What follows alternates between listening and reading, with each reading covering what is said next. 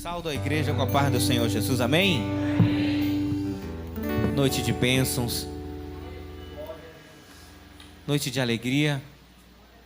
Quero, antes de ler a palavra, quero trazer todo o carinho e a saudação do nosso pastor presidente da sede, e também agradecer grandiosamente a oportunidade, pastor Cairo, por estar ministrando a palavra de Deus, pastora, porque só Deus sabe o quanto o meu coração se alegra quando eu venho aqui. Amém? Então abra a palavra de Deus no livro de Salmos, capítulo de número 8. Que hino maravilhoso, hein, irmãos? Aleluia. Aleluia. Louvado seja teu nome, Jesus. Se você encontrou, vai dando um glória a Deus, irmão. Amém. Louvado seja o teu nome. Versículo de número 4. Você encontrou? Dá um glória a Deus. A palavra do Senhor diz assim: que é o homem que dele te lembres, e o filho do homem que o visites. Novamente, que é o homem que dele te lembres, e o filho do homem para que o visites. Dê um glória a Deus e pode se assentar em nome de Jesus, amém?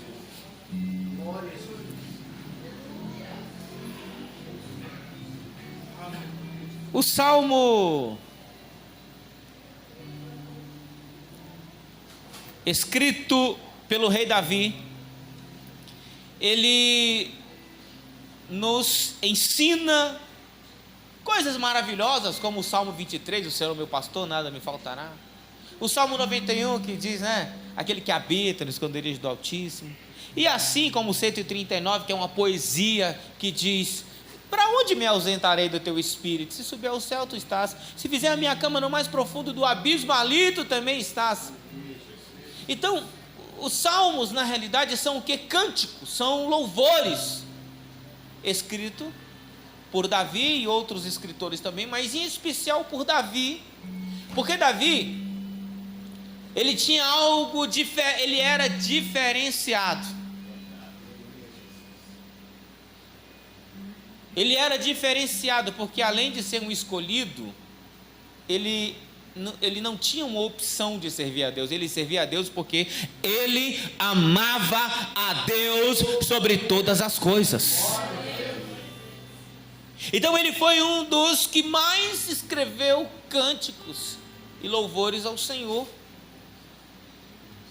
porque os salmos são cânticos.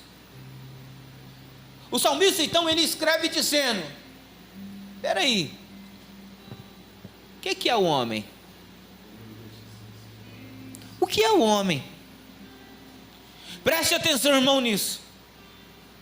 O que é você? O que sou eu? Sabemos que sobre a face da terra, vivos, existe a estimativa de 7 bilhões e 800 milhões de seres humanos vivos. E que também estudiosos, eles fazem uma contagem que já passaram por essa terra outros 7 bilhões e 800 milhões de seres humanos na terra. Tirando os seres humanos, também existem N galáxias, onde nessas galáxias existem sistemas solares igual ao que nós vivemos, e que nesse sistema solar existem 8 planetas, existe um satélite natural da Terra, Lua, E existe uma estrela, que é o sol, mas sem contar, aleluia, que o Senhor, aprove ao Senhor escolher esse planeta chamado Terra, para colocar aqui na Terra um jardim em especial, onde nesse jardim também existia uma série de animais, uma série de bichos, aonde o Senhor também aprove colocar um ser humano para cuidar, para zelar daquele jardim. Esse ser humano, ele então dá nome a todos os animais. Esse ser humano então, Deus percebendo que ele está triste, lhe entrega durante o sono uma adjuntora, uma auxiliadora, aonde essa auxiliadora, ela então em uma das suas caminhadas matinais, eu não sei, mas ela então tem um diálogo com um ser maligno, e esse ser maligno a convence, preste atenção nisso, a comer de algo que lhe era proibido. E ela pegando esta fruto dessa árvore, ela ingere, e ela então oferece, entrega ao seu marido, que o seu marido então também come. Mas eu quero que você preste atenção, que o diálogo que ela teve com a serpente foi: certamente serás como Deus. Deus sabe, olha o inimigo, Deus sabe que se você comer dessa fruta, você será como Ele, conhecedor do bem e do mal. Mas espera aí, irmãos, olha o versículo 5, lê comigo. Quem está com a Bíblia aberta? Versículo 5 diz: fizeste-o, no entanto, por um pouco menor que Deus. Deus, ele já constituíra Adão e Eva como seres um pouco menor que ele. Mas por quê, pastor? Porque a criatura nunca, jamais será maior do que o seu Criador. Deus criou o homem com um único propósito. Tem gente que fala, e o salmo que nós lemos nessa noite diz que para dominar sobre todas as coisas. E você percebe que tem gente que não domina nem a própria língua. E eu me incluo nesse meio. Tiago escreve: olha, a língua é como uma pequena chama na floresta. É como o leme do navio.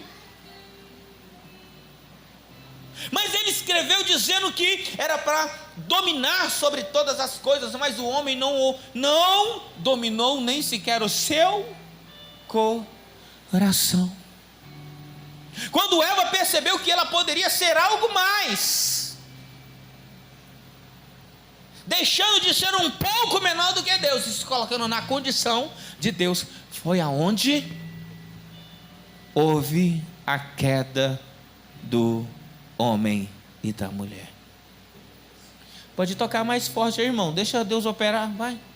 Aleluia.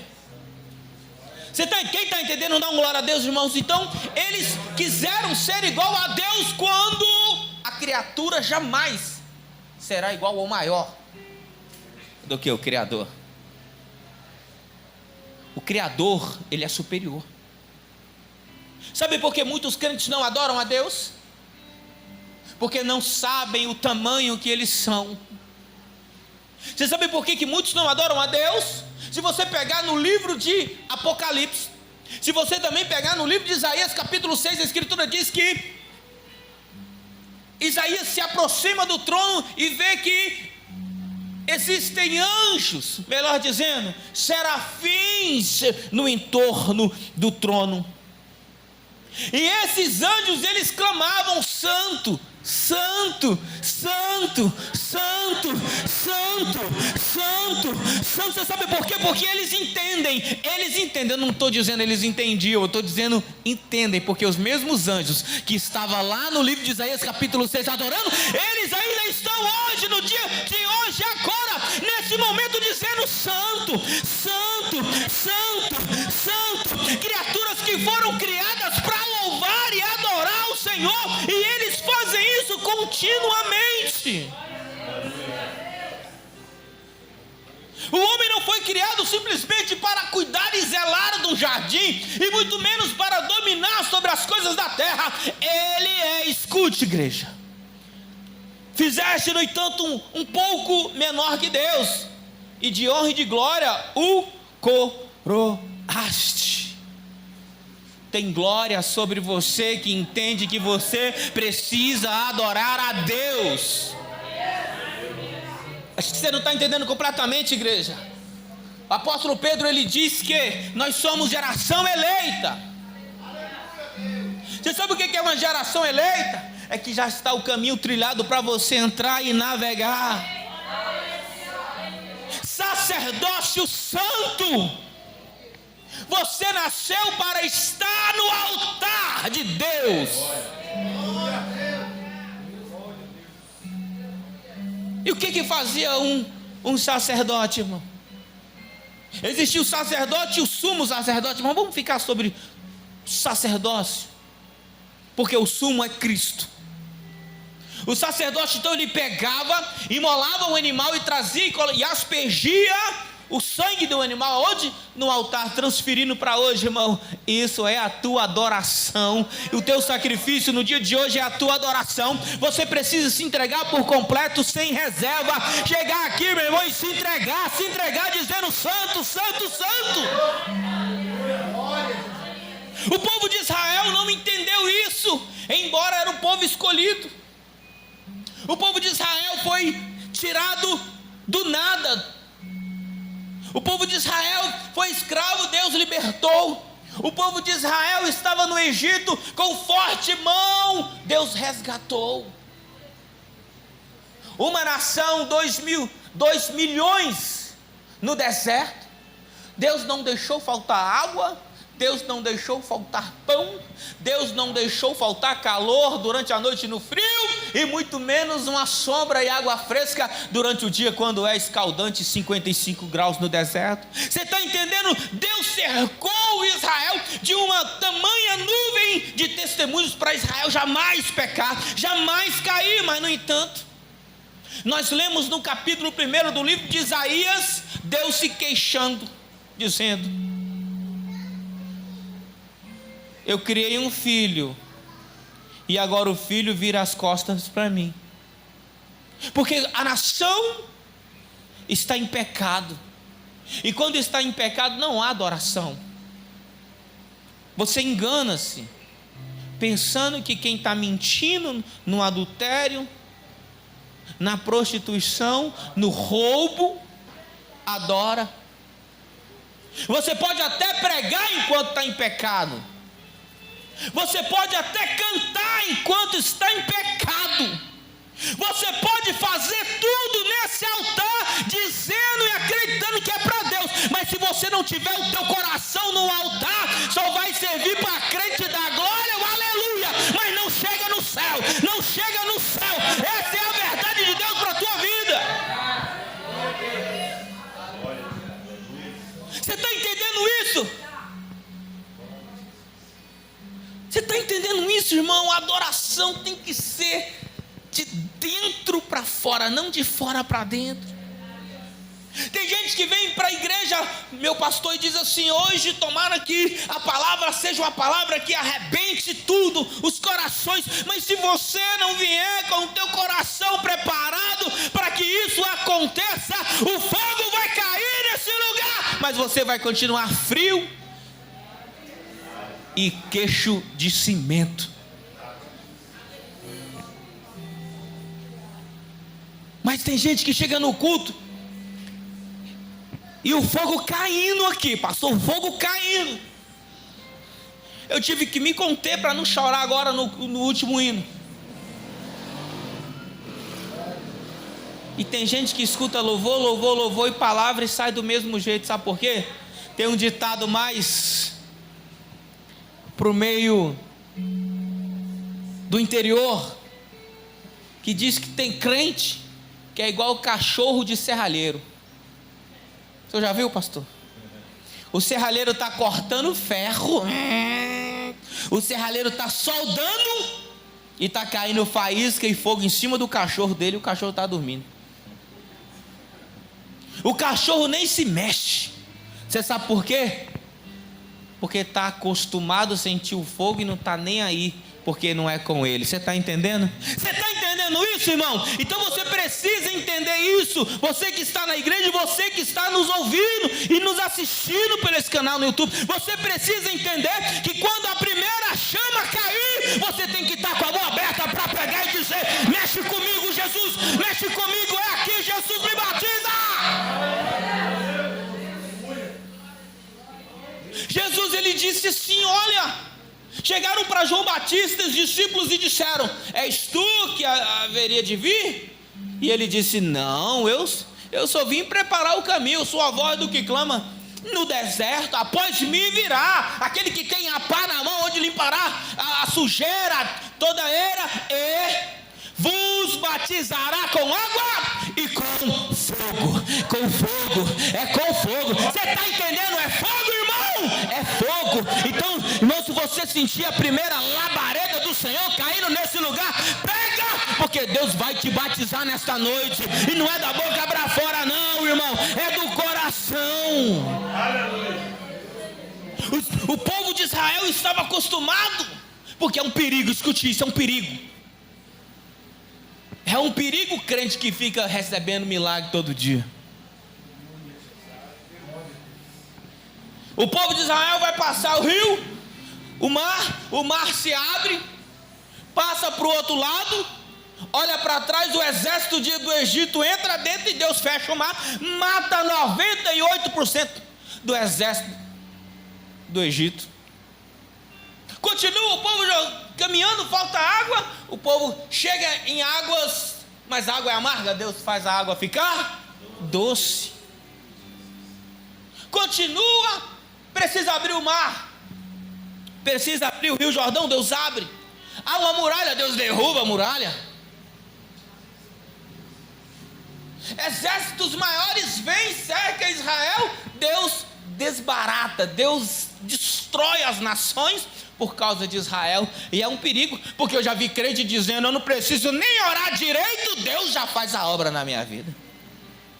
Quem já ouviu isso? Dá glória a Deus. Eu já ouvi isso. Aí, como Deus está me abençoando, eu nem oro direito, eu não preciso nem orar, Deus já vai entregando a bênção para mim. E às vezes você fica imaginando: que Deus é esse? Será que a gente está servindo o mesmo Deus? Porque eu já estou orando, não é nem mais a oração de Daniel, 21 dias, eu estou orando 21 anos e nada acontece. Eu acho que eu estou na unção da profecia de Daniel, 70 anos de cativeiro. Não, irmãos, não é isso não, é porque tudo está no controle de Deus. A tua bênção vai chegar no momento em que você a suportá-la, aleluia. No momento que você estiver pronto, preparado, preparada para suportá-la, Deus vai entregar na tua mão. Deus vai entregar na tua mão, irmãos. Ei, Israel então se vira as costas para Deus, porque é só milagre, milagre, milagre, milagre, milagre, milagre, milagre, milagre. Israel então começa a dar as costas para Deus. Jeremias, Oséias, no capítulo 6, ele diz assim: olha, o povo está cansado de sofrer. O povo está cansado de sofrer. E assim como no livro de Êxodo, escute, porque há uma diferença entre oração e clamor. Vocês sabem disso, sim ou não? Oração é quando você dialoga com Deus. É quando você chega para Deus e fala assim: Pai, eu estou aqui porque, Senhor, a vida está difícil, Senhor. Eu preciso que o Senhor se mostre Deus em minha vida. E clamor é quando você exalta um pouquinho a voz. Clamor é quando você se sente um pouquinho longe de Deus. Foi isso que aconteceu com o povo, quando o povo de Israel estava no Egito. O povo de Israel ficou no Egito cerca de 430 anos. O povo foi se afastando de Deus. O povo foi se afastando do Deus de Abraão, do Deus de Isaac e do Deus de Jacó. O povo agora, muitos estavam seguindo até mesmo os deuses do Egito na cidade de Gozém. Deus então aparece a um homem chamado Moisés do monte, e Deus fala para Moisés: a sarça pegando. A sarça pegando. Porque, irmão, esse Deus não é brincadeira não, Ele é fogo, e fogo consumidor. Você está entendendo isso, irmão? É preciso você entender que hoje vai queimar o teu coração. Vai queimar o teu coração vai arder em chamas hoje. E Deus então fala para Moisés: Moisés, eis que tenho ouvido o clamor do meu povo. O povo já não estava mais orando, porque Jesus diz: quando orares, diz assim: Pai nosso que estás no céu, santificado. Não, irmão, ele está dizendo que ouviu o clamor. E clamor é quando você rasga o teu peito, é quando você abre a tua boca e diz: Pai, eu não estou mais aguentando. Você está entendendo isso, igreja? Isso é clamor. Por quê? Porque quando você grita, é porque você se sente longe de alguém. Meu pastor, se for passando alguém lá do outro lado da rua, eu vou gritar: fulano, ô fulano, vem cá. Não vai, mas se eu dizer: ô fulano, porque quando você clama, é quando você sente que o fardo está pesado. Quando você clama, é porque o jugo está pesado. Você não vê Jesus na cruz? No capítulo 19 do Evangelho de João, Jesus começa a dialogar com o Pai, dizendo: Pai, perdoa-lhes, porque eles não sabem o que fazem. Mas quando a Escritura diz que quando Jesus ele diz o último suspiro, ele diz assim: Eloi, Eloi, lama sabachthani. Ele diz: Deus meu, por que me abandonastes? Porque naquele momento o Espírito Santo já não estava mais dentro de Jesus, e ele se sentiu um pouco sujo, porque o meu, o nosso pecado estava nele. Naquele momento ele se sentiu longe de Deus, e ele então clama dizendo: Deus meu, por que me abandonaste? Eu quero dizer para você que, contrário de Jesus, ele não pecou, mas os nossos pecados estavam sobre ele. Por que pecado? Porque o pecado, a sujeira da terra, a sujeira do ser humano, é que nos distancia de Deus. O pecado nos distancia de Deus. Jesus se sentiu naquele momento longe do Pai e disse: Deus meu, por que me desamparaste? Oséias, ele vendo o sofrimento do povo, Oséias vendo que o povo estava longe de Deus no pecado, e Deus então levanta Oséias em clamor, e ele diz: vinde, voltemos ao Senhor, porque Ele nos desamparou. Ele é quem fez a ferida, e é Ele que sara. Quem está entendendo isso, meu irmão? Você está entendendo isso, igreja? Mas o Senhor trabalha de uma forma tremenda, diferente dos homens. Ele não manda ninguém fazer, Ele mesmo faz. Ele observando que não haveria como o povo ser limpo, porque o povo, quando estava alguém doente, obreiro, varão, eles não iam mais para o templo, porque o templo, os sacerdotes já estavam corrompidos, os sacerdotes já estavam vendidos. Eles então iam atrás aos feiticeiros, aos macumbeiros da época. Então Deus levanta agora Jeremias, porque enquanto Deus usa Oséias dizendo: vinde, voltemos ao Senhor, dando uma palavra de ânimo, vamos nos converter, vamos adorar o Senhor, porque Ele quem fez a ferida, foi Ele que se permitiu, Ele vai nos sarar. Mas Jeremias escreve no capítulo 8, versículo 22, ele diz assim, olha, versículo 21, estou quebrantado pela ferida da filha de meu povo, estou de luto, o espanto se apoderou de mim, porque Deus olha para o pecado. Você sabe que Deus, Ele não olha como você está olhando para mim, pastor elegante. Deus, Ele olha para você para dentro, Ele sabe o que você está pensando aí, ó. Ele sabe qual é o teu real pensamento nesse momento. Ele sabe quais são os teus pensamentos. Ele sabe do que está cheio o teu coração. E Ele fala para você: se esvazia.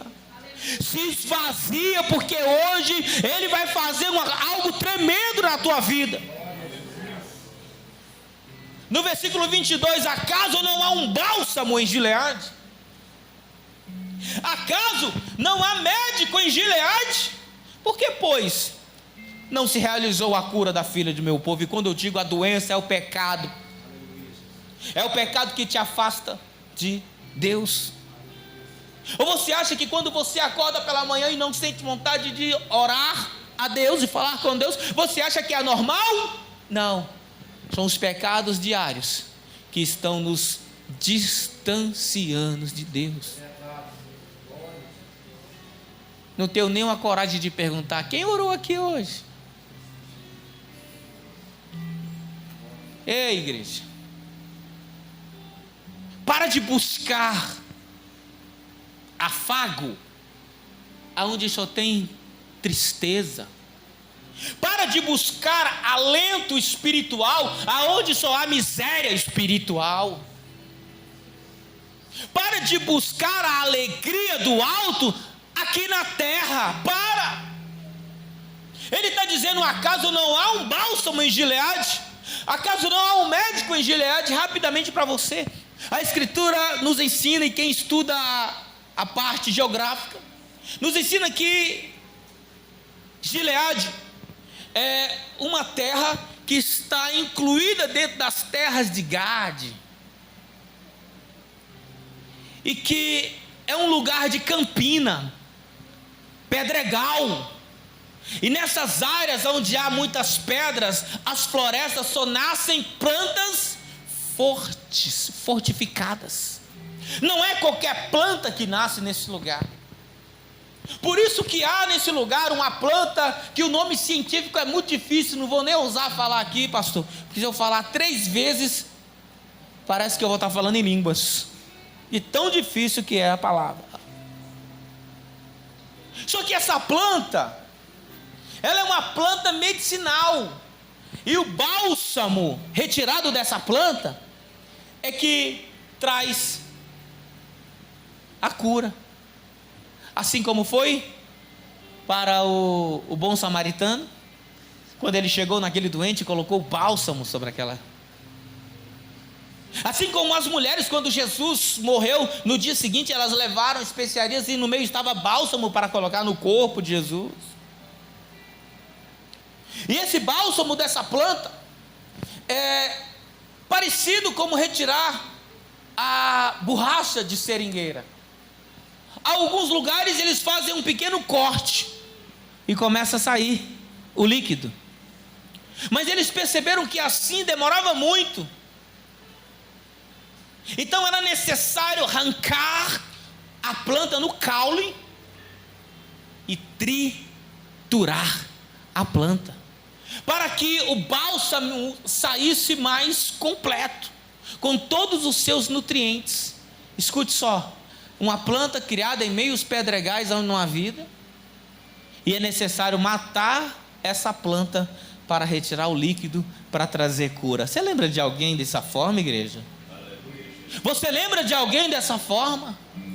Porque a Escritura diz no capítulo 53 do livro de Isaías, que Jesus, ele foi moído pelas nossas transgressões. E no livro de João está escrito, na epístola de João está escrito, que o sangue de Cristo nos purifica de todo o pecado. Eu quero dizer para você que Deus está chamando a atenção do povo de Israel, não é para buscar a minha presença aonde eu não estou, é para buscar a minha presença na minha casa, no meu altar. É preciso buscar a minha presença onde eu estou. E ele está dizendo: eu estou aqui. Acaso não há bálsamo em Gileade? Acaso não há médico em Gileade? Aleluia. Esse lugar é Gileade nessa noite, igreja. Jesus, ele nasceu em um lugar desprezado como a pedregais. Jesus, ele foi arrancado e foi triturado, moído pelos nossos pecados. Porém, assim como o bálsamo de Gileade, ele curava, o sangue de Jesus nos limpa de todo o pecado. Quem está entendendo isso, irmão? Dá um glória a Deus. Tem um irmão aqui que há um passado de tristeza, e o Senhor está falando para mim: vai ser curado agora.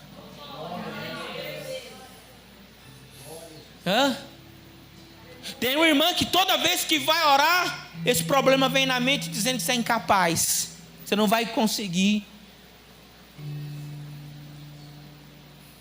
Olha só, irmão, o diabo está infiltrado na mente, no subconsciente, mas Deus fala para você: só uma gota desse bálsamo nessa noite, é só uma gota.